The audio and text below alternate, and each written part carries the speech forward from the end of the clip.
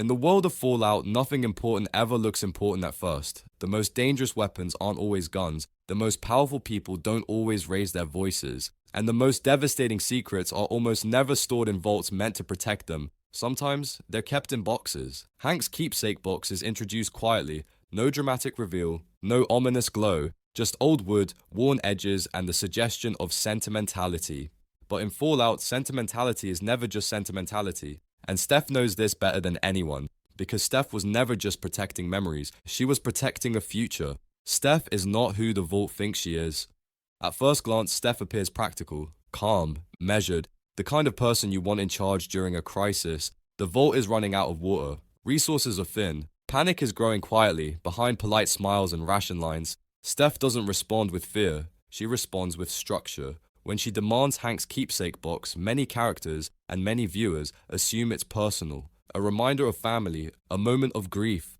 But Steph never treats the box like a memory. She treats it like leverage, and that distinction is everything. Steph doesn't open the box immediately. She doesn't reminisce. She doesn't hesitate. She waits. Because Steph understands something fundamental about Vault life. Information is power, but timing is control. Why Hank hid the truth in plain sight. Hank was never just another Vault resident. He was a man who lived through Vault-Tec's philosophy from the inside. Vault-Tec didn't just build shelters, they built systems of obedience. They tested how humans behave when choice is removed, or curated. Hank knew that if Vault-Tec ever fell, their legacy wouldn't be destroyed, it would scatter. And so he hid the most dangerous things he had not behind locks or weapons, but behind trust, letters, keepsakes, memories, because no one searches grief. The box isn't meant to be hidden forever. It's meant to survive long enough to be found by the right person. Steph, what the box really represents. The theories surrounding the contents of Hank's Keepsake box fall into 4 major categories, and the truth may be that it was never just one of them. First, the biological theory, the idea that the box contains remnants of FEV research or Vault-Tec bio-experiments.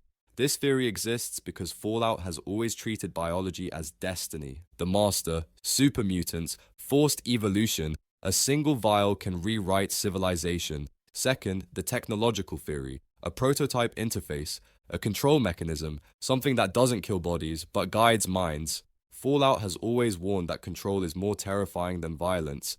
Third, the political theory, documents, protocols, authorization keys, proof of who should be in charge, according to Vault-Tec. And finally, the mundane theory, that the box contains something simple, but context makes it catastrophic. Because in Fallout, the deadliest things are often ordinary tools used without consent.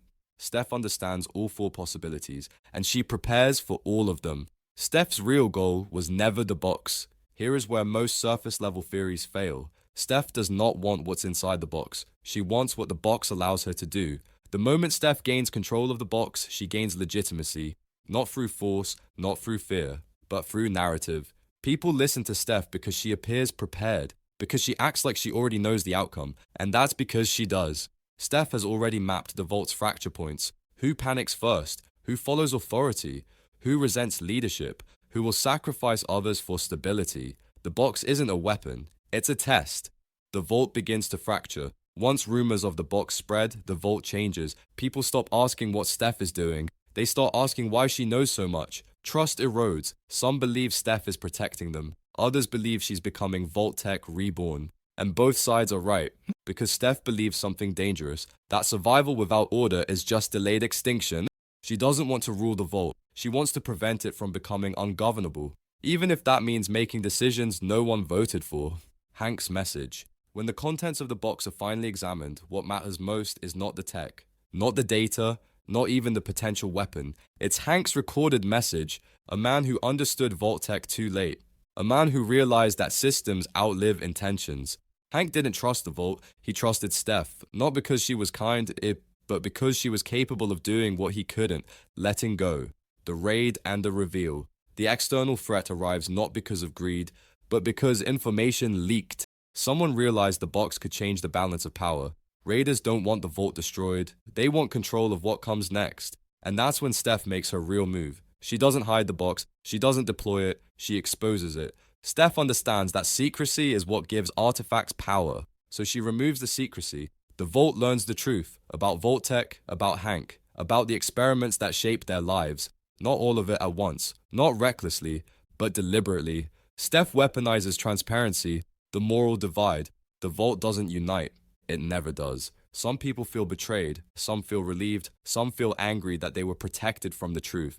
And this is where Steph's character crystallizes. She does not apologize, she explains. Steph never believed people needed comfort. She believed they needed context. The most important moment in the story is not the reveal of what's in the box. It's what Steph chooses not to do. She does not activate the tech. She does not use the sample. She does not assume permanent authority. Instead, she turns the box into evidence, a warning, a record. The box becomes a lesson, not a crown. And in Fallout, that may be the most radical act of all. The box is closed again. The keepsake box is locked once more. But this time, it isn't hidden. It's catalogued, observed, known. The Vault moves forward, fractured, wary, but informed. Steph walks away from power without spectacle. Not because she failed, but because she succeeded. She prevented the Vault from repeating Vault-Tec's greatest sin. Believing control was the same thing as survival. Why Steph is one of Fallout's most dangerous characters. Steph is not a villain. She is something far more Fallout accurate. She is a person who understands that the world ended not because of monsters, but because people believed they knew better than everyone else, and she almost becomes one of them. Almost,